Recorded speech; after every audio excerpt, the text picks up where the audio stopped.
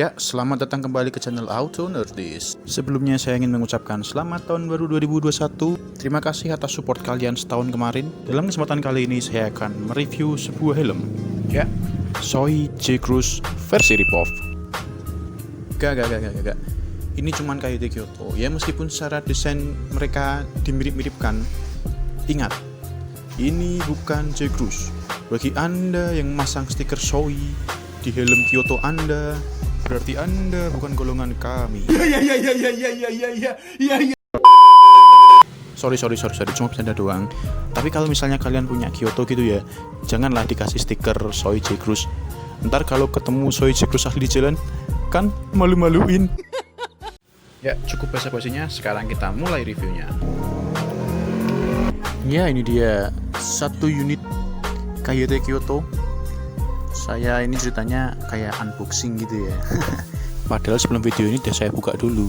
Ya udahlah, demi konten, ayo kita unboxing.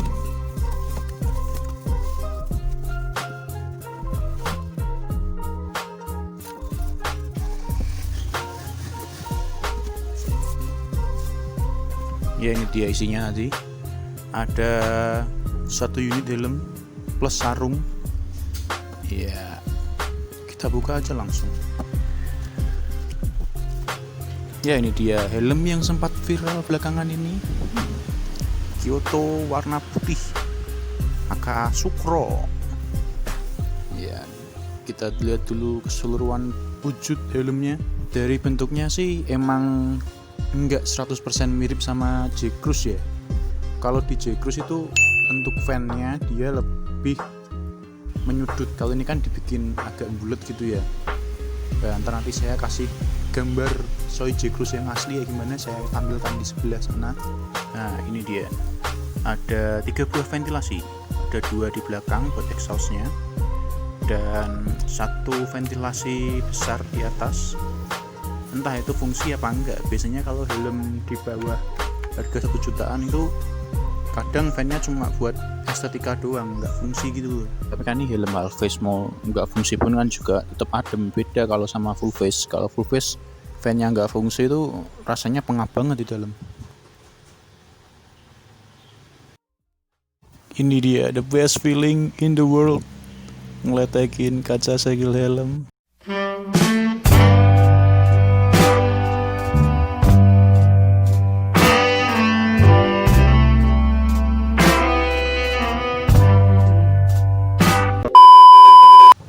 Oh ya, helm ini harganya sekitar 300 ribuan. Bisa kurang, bisa lebih tergantung tokonya. Oh ya, saya ini ngambil ukuran XL ya. Karena lingkar kepala saya diukur itu 61 cm. Sebenarnya pakai L sih bisa, cuman karena saya lihat speknya di internet kalau L-nya Kyoto itu maksimal 60 cm. Ya bisa-bisa aja dikasih ukuran L, cuman fitmentnya nanti agak neken ke kepala, dan helm yang fitmentnya nggak bener itu bakalan bikin pegel di kepala dan bakalan kerasa pusing kalau buat riding lama-lama. Ya, singkirkan saja kardusnya dulu. Nah, seperti regulasi di Indonesia, helm ini sudah menganut standar DOT dan SNI. Itu ada embossnya di situ. Jadi itu sertifikasi sudah lumayan lah. Sebenarnya sih kalau untuk sertifikasi helm yang lebih aman masih ada SNEL, masih ada ECE dan lain sebagainya. Cuman kalau untuk helm harian SNI DOT cukup lah. Seperti saya jelaskan tadi ada 3 ya fan-nya ya, kita cek dulu. Nah, untuk tali pengikatnya si Kyoto ini pakai quick release. Sebenarnya untuk pakaian harian quick release lebih enak sih, buka pasangnya gampang. Tapi untuk urusan safety, double daring tetap nomor 1. Oke, sekarang kita cek visornya. Ya, dia bukaannya emang agak keras sih, masih pertama gitu. Entah nanti kalau pakaian beberapa lama jadi lower apa enggak. Nah, bagusnya tuh di sini ada kayak penguncinya. Nah, itu dia, ada kayak nok-nokannya itu. Itu jadi kalau visor turun dia jadi ngunci di bawah gitu loh. Bagus sih ini.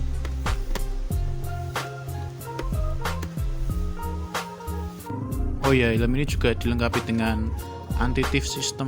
Tasnya juga belum pernah memakai fitur ini. Oh ya, saya punya stiker baru nih. Iya, gratis untuk kalian yang mau. Kalau ketemu saya di jalan tinggal sapa aja dan saya kasih.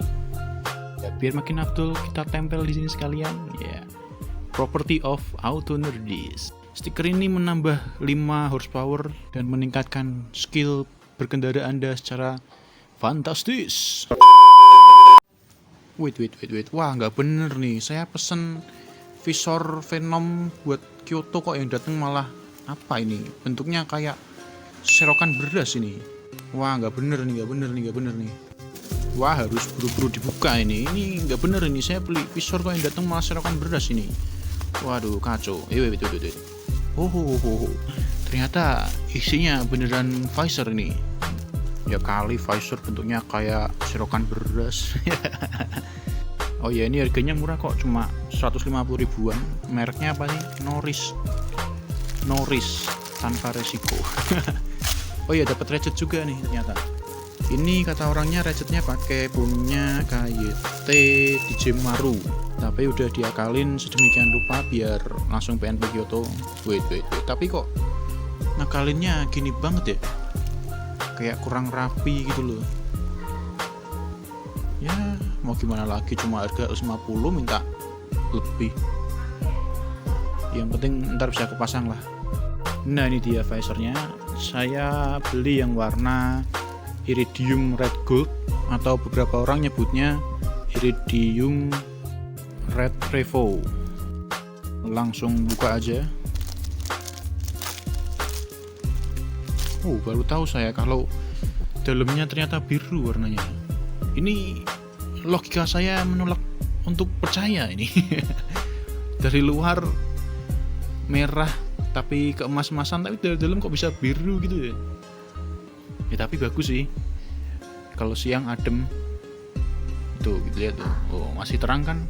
Buat malam juga ya oke lah, masih kelihatan.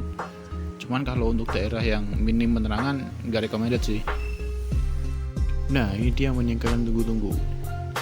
Saatnya masang visor Venom ke KYT Kyoto. Ya, sebelumnya boleh dong subscribe dulu Auto Nerdist. Iya, Auto Nerdist. Oke. Nah, kita bongkar dulu visornya. Cuma butuh 2 alat kok. Itu ada 1 buah obeng min dan 1 buah obeng plus. Ya, pertama kita copot dulu visor dari ratchetnya. Nah, di sana itu ada pengunci. Kita nanti congkel pakai obeng min. Kalau pakai jari emang susah sih. Harus pakai obeng min kalau menurut saya. Nah, lakukan pada sisi yang satunya. Kita congkel seperti tadi, tekan dulu sebelum congkel maksudnya. Nah, setelah penguncinya lepas, langsung tarik saja visornya. Ya, gampang sekali kan. Nah, ini kita simpen ini. Masih bening banget, gres kok. Kalau ada yang tanya kenapa saya ganti visor punya Venom, ya karena bagus. Iya. Ya, kalau udah dicopot visornya, kita copot 2 baut ratchetnya. Itu pakai obeng plus biasa kok.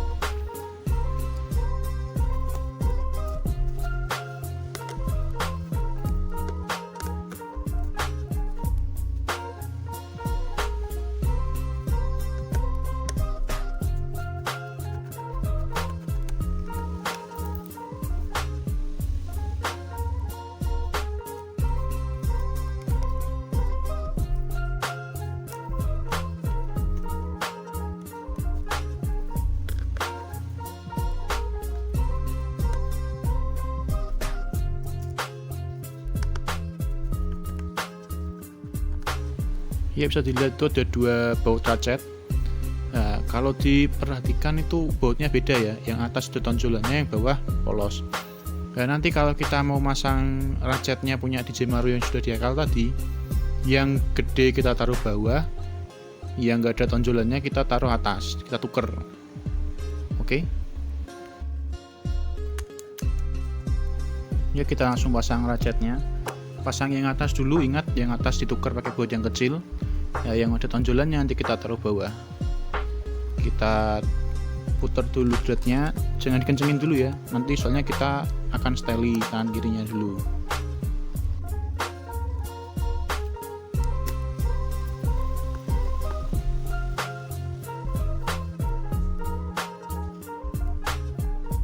Kita coba setel paling mundur dulu.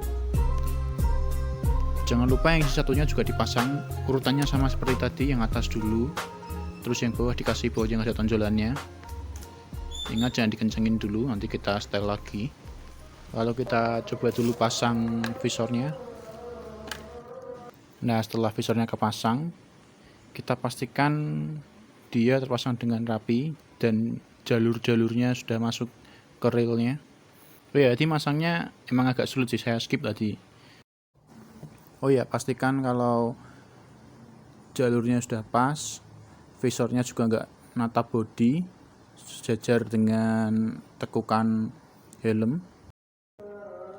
Ya, ini contoh kalau masang ratchetnya terlalu mundur, visornya patut ditutup, dia nggak bisa nutup mentok, atasnya natap. Solusinya kita kendorin lagi bautnya, terus kita majuin sedikit sampai ketemu posisi yang pas. Nah, ini dah posisi paling maju sih, cuman entah kenapa masih ada space di situ, nutupnya nggak bisa rapet.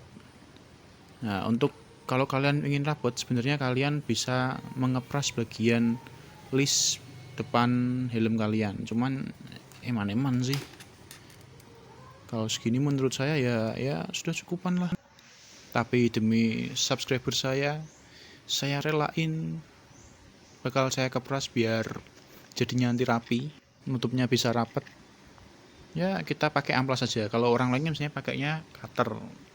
Kalau cutter itu nggak rapi hasilnya, nanti pakai amplas pasti rapi. Oke. Oh ya, jangan lupa di atasnya dikasih isolasi ya, biar nanti kalau amplasnya meleset nggak ngelukain cat. Lihat nih, setelah diamplas tipis-tipis, bisa rapet tuh. Nutupnya bisa rapet, atasnya juga ngeprasnya cuma dikit. Oh ya, karena saya penasaran, saya bakal timbang berat KIT Kyoto ini, karena syarat dari helm harian itu harus ringan. Ya, kita cek berapa, ternyata cuma 1,3 kilo. Ya ringan lah hitungannya untuk helm Halfish. Tes dengeran ya. Oke. Kita cek sound dulu gimana kalau KIT Kyoto dikasih visor Venom, apakah masih kedap seperti aslinya. Kalau menurut saya sih kekedapannya berkurang dikit sih daripada visor aslinya. Karena visor aslinya kan dia gede sampai nutup ke bawah sini. Selain itu di bagian bawah sininya tuh ada kayak apa namanya, ada kayak tekukan gitu loh buat jalur buang angin. Jadi anginnya apaan tuh? Sorry ya kalau cara ngetesnya goblok banget. Ya sorry, channel kecil-kecilan, nggak mampu beli kamera 2. Ya ini aja cuma pakai Gcam. Channel kecil-kecilan song review. Ya apalagi kalau bukan auto nerdis.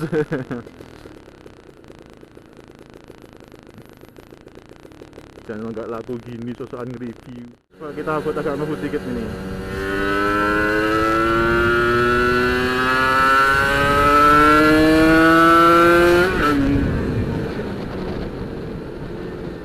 Nah, gimana suaranya?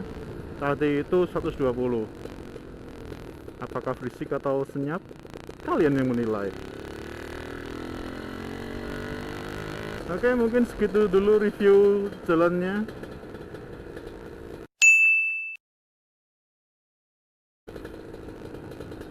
Jika ada pertanyaan atau apapun yang ingin kalian diskusikan,